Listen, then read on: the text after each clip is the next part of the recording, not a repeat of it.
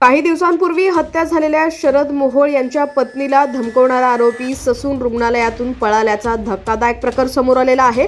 Sassoon रुग्णालयातून पोलिसांना गुंगारा देत पळ काढल्यानं पुणे शहर पोलीस दलात खळबळ उडालेली आहे।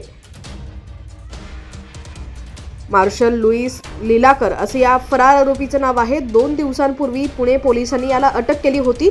सोशल मीडियावरून रील्स आणि कमेंट्स करून शरद मोहोळ याची पत्नी स्वाती मोहोळ यांना धमकवल्याप्रकरणी लीलाकरला अटक करण्यात आली होती। येरवडा जेलमधून प्रकृती खराब असल्याच्या कारणाने त्याला ससून हॉस्पिटलमध्ये उपचारासाठी आणण्यात आलं होतं।